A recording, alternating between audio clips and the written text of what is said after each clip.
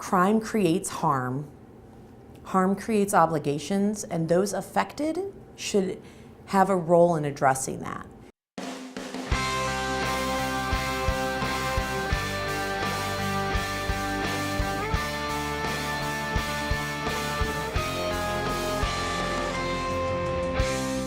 We look for a person's strengths. Every person has inherent strengths. What we're after here is healing relationships. The loss of trust is a fundamental harm of crime, and that the restoration of trust is a basic need.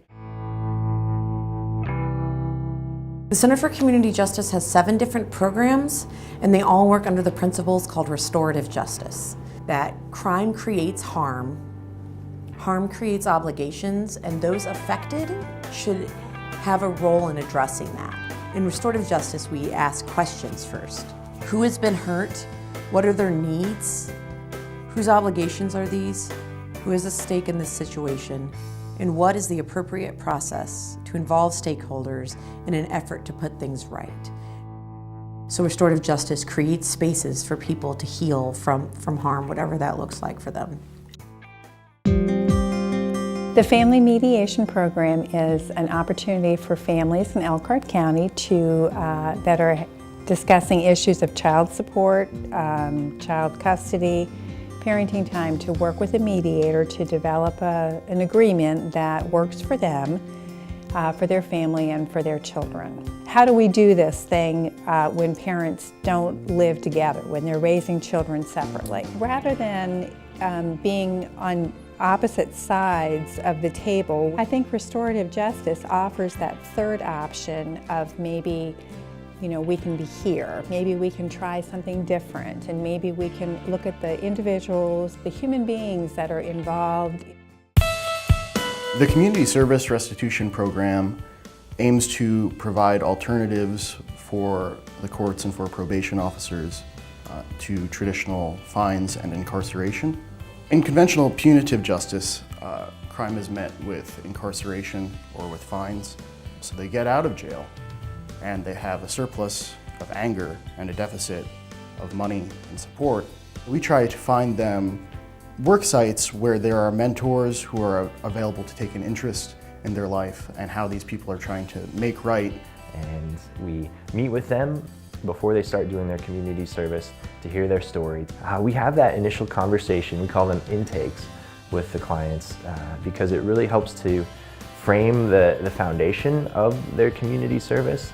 Otherwise, community service could just be viewed as kind of a punitive sanction to say, you did something bad and now you're going to have to do this. And we have that appointment so that we can hear their story and understand where they're coming from, see if they feel responsible for what they did or if they're just trying to shirk responsibility for it, and to hear how it's affected them and to help them reflect on who else it's affected. I think it's the only realistic response to the levels of crime that we see in our communities. It's becoming increasingly obvious that locking people away the way that we do in America isn't a sustainable solution. Sometimes we don't think about the men and women who are being released from incarceration coming back into this community as people who need help. The fact is that these men and women don't want to go back. I've never talked with anyone who's been incarcerated, and I've talked to a lot of people who've been incarcerated. Nobody's ever said, I love being here and I can't wait to get back. The Transitional Coaching Program works with men and women who are being released from the Indiana Department of Corrections. And as they're being released, they're re-entering back into Elkhart County.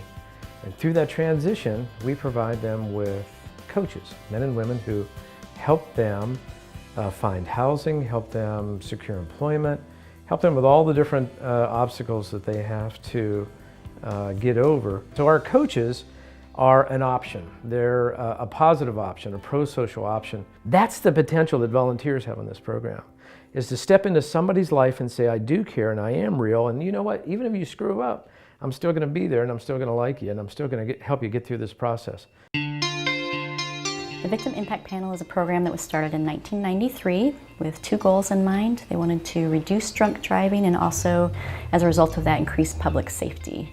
And so we have a team of volunteer speakers who comes in, they take turns addressing an audience of people that have an OWI charge. So they were charged with driving under the influence of drugs or alcohol.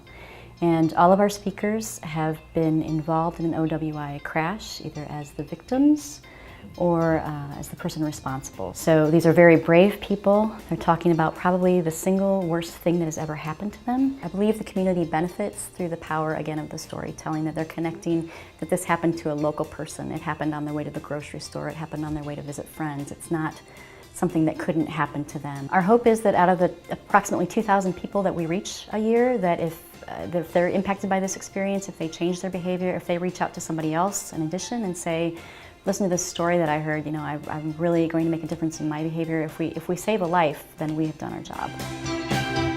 The loss of trust is a fundamental harm of crime, and that the restoration of trust is a basic need.